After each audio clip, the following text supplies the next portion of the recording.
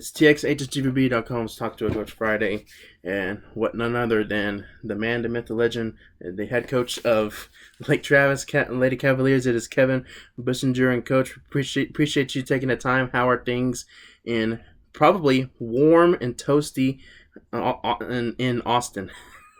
Yes, I think it's kind of in all of Texas right now. But Mm-hmm. yes, it's getting warm, and even more exciting than that, we're actually being able to get into the gym again. So this Mm-hmm. week we were able to start our workouts and see our kids in the gym, and man, it's been exciting because it's been, I guess, before spring break since we've seen that. Oh yes, for sure. No, a lot of coaches have a smile on their face, and the kids too, just for getting into the gym in itself. Also. Oh yeah. So, Coach, y'all had a pretty good season, I would say. So, overall, when you talk about the this season that was in Lady Cavalier basketball, what were your thoughts? It's very exciting where we're at right now. This is my third year there at Lake Travis, and it seems we got a lot of talent coming in and through our program right now. And we had a year this year. I think we were 25-10, which it's hard to get a lot of history and stuff, but I think it's important, and so I've kind of been diving into that stuff. And from what I can tell, that's a tied for a school record for school wins. No, I'm sorry. Set the school record for wins last year with 24 wins. We tied it. Mm-hmm. So we kind of got a couple of unprecedented back-to-back years, at Lake Travis, and and that makes it really exciting. They're kind of known for the football and all of that stuff, and we're trying to get it. So kind of putting women's basketball on the map there. Yeah. And we got some young kiddos that are excited to do that, kind of have the same goal. So, Mm-hmm. so we got a district championship, and again, from what we can see, that's the first ever district championship in women's basketball, and that's pretty exciting, and well deserved by these kids. They work hard. And it's no accident that they're having some success right now. Absolutely, yeah. You mentioned basketball. Lake Travis primarily known for that, but also the girls' basketball scene's kind of blowing up over there as well. Can I talk about the buy-in that the girls are showing, and overall in your 3 years there at Lake Travis, from becoming, I would say, probably a playoffs contender for sure, but a district title team also. Yeah, so we've been lucky enough. When I showed up there, I kind of come in at a good time, and that coaching only gets coaching doesn't win games. It's the kid that win games, and I got there at a time where there's a lot of young talent. In my first year there, 3 years ago when I took it over, I think it really benefited us. We didn't have a single senior in the program. So everyone we had, not a single senior, so everyone we had, we were having back that next year. And we had a group of juniors that year that were very dedicated, worked their tails off. Some of those types of kids are just fun to coach. Mm-hmm. And they came in and we had great buy-in. And we just got a good culture going around there. Just have fun, play hard, compete. In that first year, we were able to go right around 500. I think we were just a couple games under 500. And we had a kid. I think we had one returning senior, or one returning starter, and nobody else has no other returning seniors or starters. We had I think two other kids that had any varsity experience, but they bought in and just worked hard. And so we had that year. And there's we were learning a lot about each other. Mm-hmm. And then the next year last year, of course, those juniors and sophomores were now my seniors and juniors.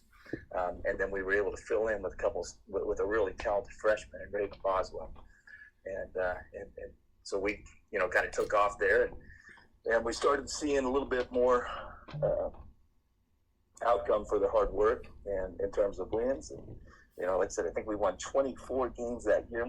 And in that first year, let me back up just a little bit, but my first year there, we were able to make the playoffs, which is, again, I think the first time in like 9 years before that. And then we were able to knock off a really talented San Antonio Lead team for a playoff win. And of course, that just gets the excitement going. And then last year we came in and made the playoffs again for the second year, and we met up with I think that was Steele that we met up that year, and we weren't quite ready to beat a Steele yet. And so then this last year we came in and just had what I thought was a really good year.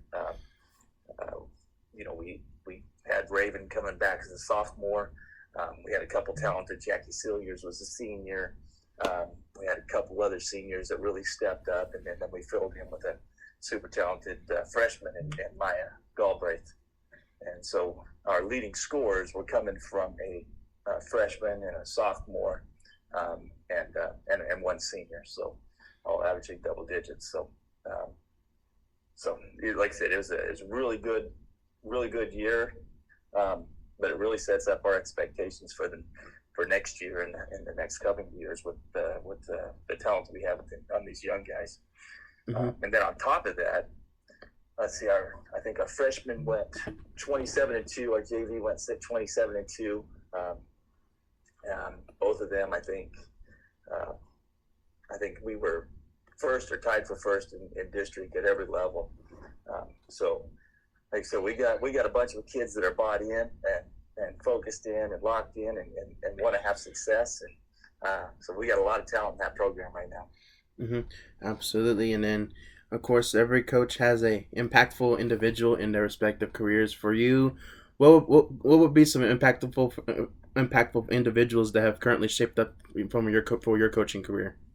And that's actually really tough to answer because there's so many of them. But I think first and foremost, you don't have to go too far. My dad was my high school coach in a little town in Nebraska, and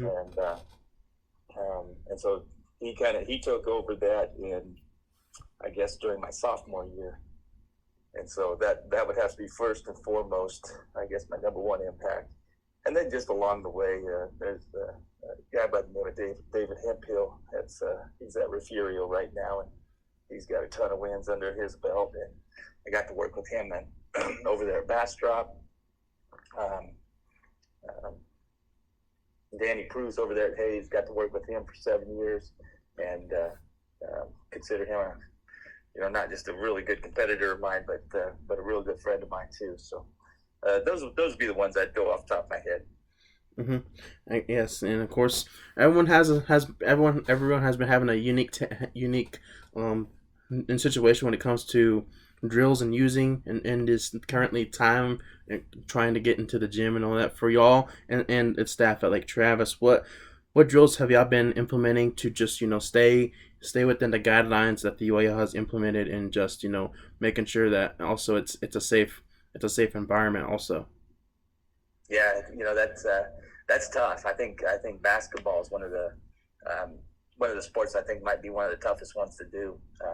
Volleyball is probably pretty tough on that too, just because we're in the gym, and the guidelines that we have out there is when we're working out, you got to be 10 feet away from each other.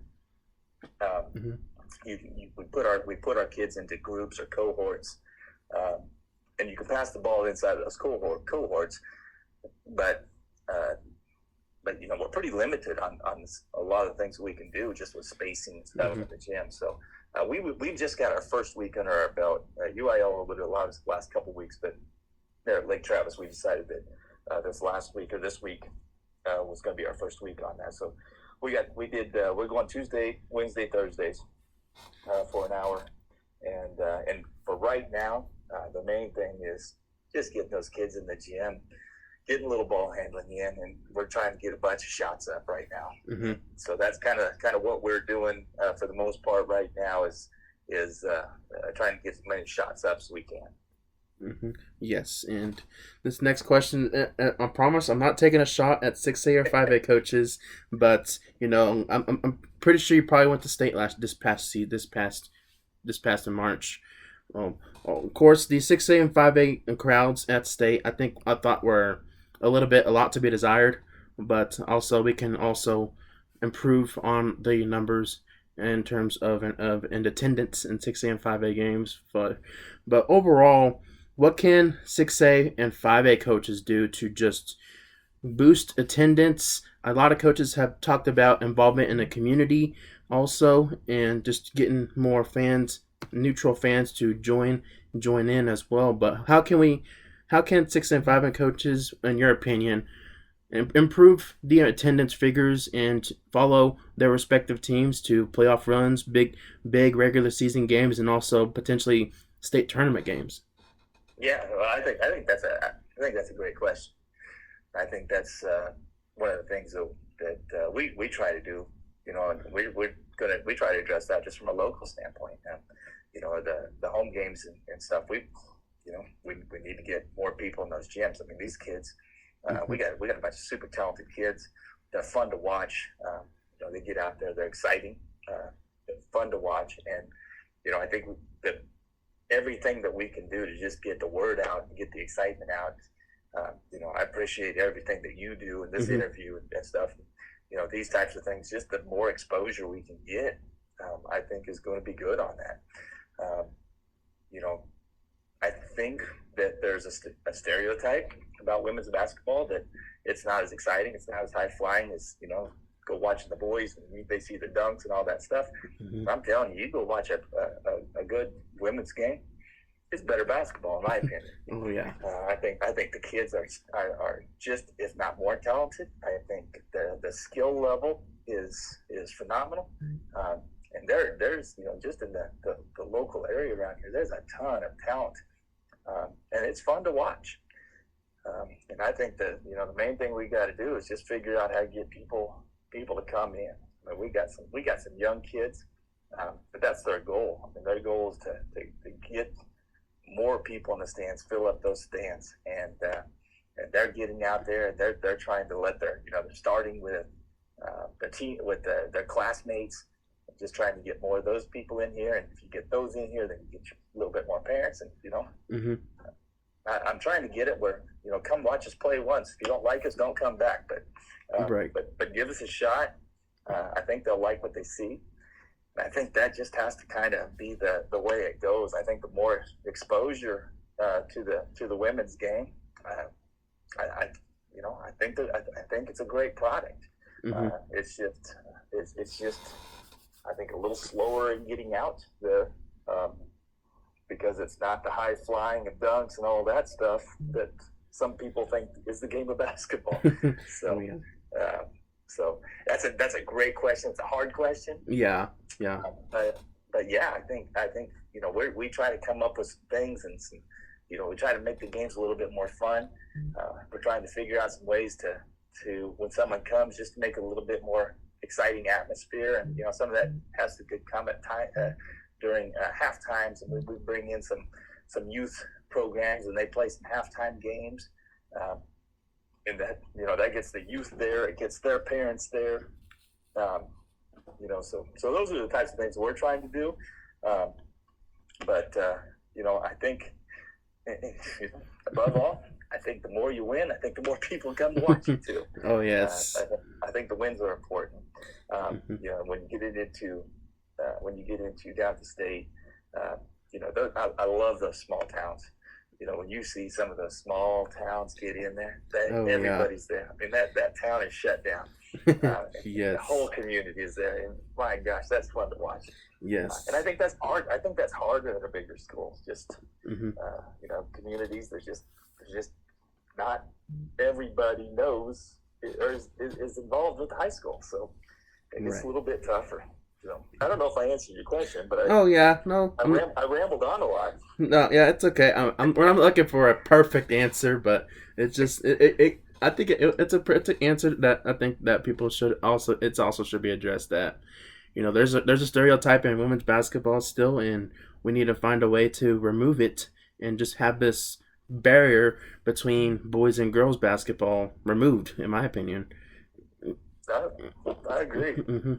And also, you know, sometimes a lot of schools do double headers between boys and girls, and I think that's a big part is in gaining attendance is having double headers. Understand at your bigger districts like Houston area, they have different gyms that they go through to also, and sometimes a lot of times it's not shared, but a lot of scheduling venues. I know Houston ISD has that part there that they do also.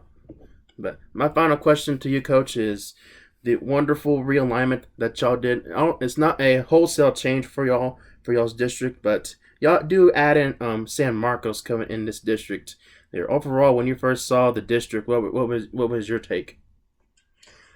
I think it's going to be a super competitive district. We lost Lehman and Anderson in there, Mm-hmm. um, and then we added in that San Marcos. I don't know a ton about San Marcos. I didn't get to watch him play a single time last year, but obviously know a little bit about him just from you just kind of know from around the areas, and they're going to be a talented group. I think we were in the same tournament as them over at Hayes earlier in the year, and I know they got into the championship game.